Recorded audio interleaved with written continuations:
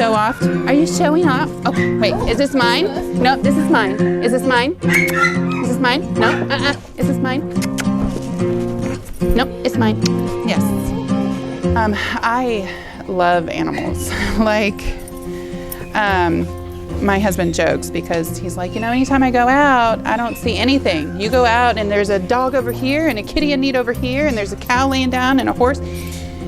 So I'm constantly picking up animals off the side of the road. I just love animals. And so this is heaven for me. I cuddle more than I do anything else. I do come to clean when I can. So I'll come and help try to clean out the bin or the kennels and stuff when I can. Other than that, I do a lot of the online stuff. Okay. So a lot of the posts and a lot of the, I'll come and take pictures, post the dogs, stuff like that. And then of course they share them. And when I can, I just clean. Don't be afraid to get dirty or licked or stepped on. You know, you want to be a fun-loving, and you can't be afraid. You know, being afraid and coming in here just gives them bad energy. So you can't be afraid of them. You have to be willing to kind of, I don't want to say sacrifice yourself. They're not bad dogs. None of them are bad dogs. But you just have to be willing to show them the love and the trust and the support that they need. You know, and just don't be afraid. Oh, he's a good boy, Scrappy. Oh, I know, you just want snuggles. We're gonna find you a home, I promise. My name is Victoria Balch. My title is just a volunteer.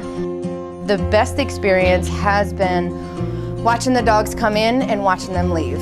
Not everybody gets to leave, but the ones that have come in, they stay for a period of time, but then when they find their homes, that's really the best feeling you can have as a volunteer, knowing that while they were here, you took care of them, you made sure they were clean, had food and water, got love and snuggles and walks. So we're military, and every duty station I've been to, I've always volunteered at, and I used to volunteer at, oh boy, now I can't even think of the name. It was rescue out in Colorado, and then that's really what put me on to volunteering at any shelter or rescue. And so each duty station that we've been to, I found one. Even when we were stationed in Germany, I would volunteer at the animal shelter out there. And when I came here to Elgin, I think we were living here for about a year when I finally found it. There was other volunteers that were here, and I would help out as much as I could. And then the last year, I've been here pretty much daily. What do you get out of volunteering? The pure joy of knowing that they're safe, they're fed, they have water, they have treats and love and snuggles. And then I just use my my own voice to speak up for them. If there's something that they need, I'm gonna make sure they get it. I share, or I should say we, as in the other volunteers, we share their bios to try to get them home. So it just brings me pure joy. I know that sounds cheesy, but it really makes me happy coming here, taking care of the dogs. I leave, I come back a few hours later to make sure they go out and go potty and get walks. So it honestly is joy that it brings me to help them because they don't have a family. Well, I would like Harley to show her face, but she doesn't want to. Harley, come here. Harley, come. No, yes. I'd like for everybody just to choose maybe a couple of hours, every month, just to volunteer at any animal shelter, whether it be the Elgin Animal Shelter, the Lawton Animal Shelter.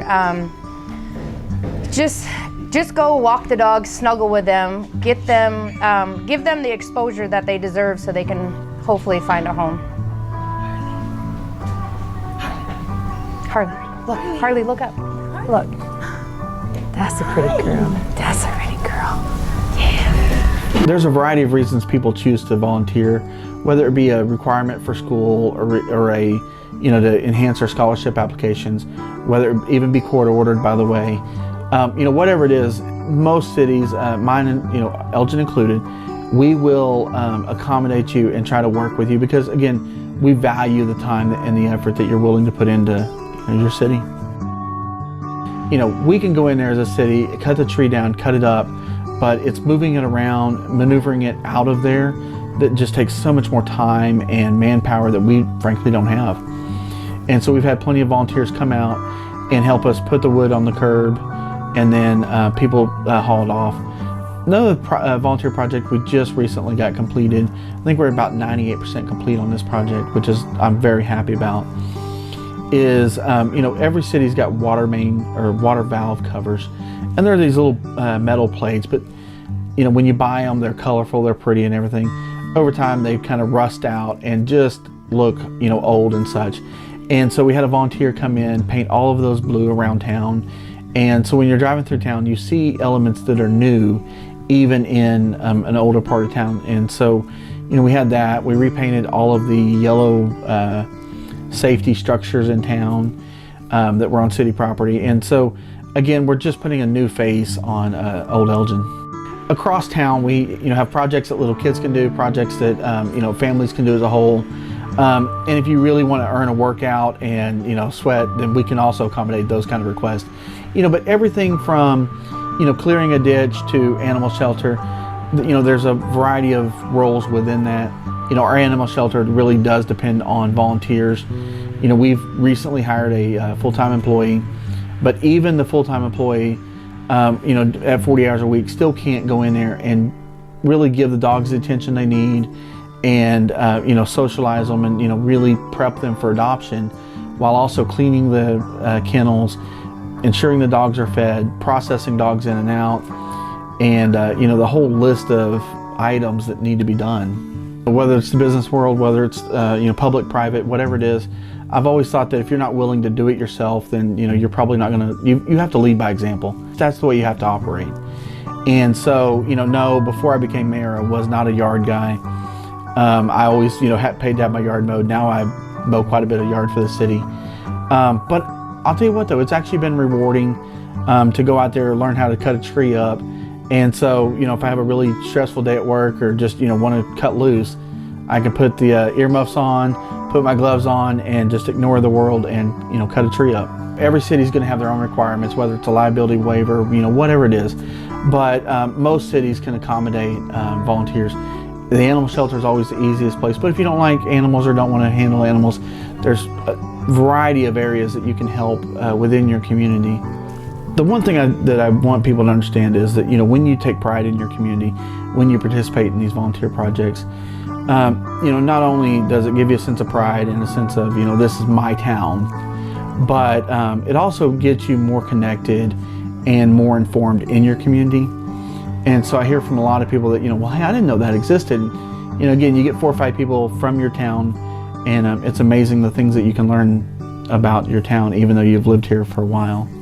So it's been my experience that those that volunteer, and volunteer as a group, first of all, it kind of helps with morale. It helps with, your ability and your, willingness to volunteer, to stand out there. If there's 4 or 5 of you, so when you come as a group, you get that camaraderie going, and you get so much more accomplished. And so, I don't know if people really understand the camaraderie unless you've been there and you're working with 4 or 5 people and you're really doing a lot of good work.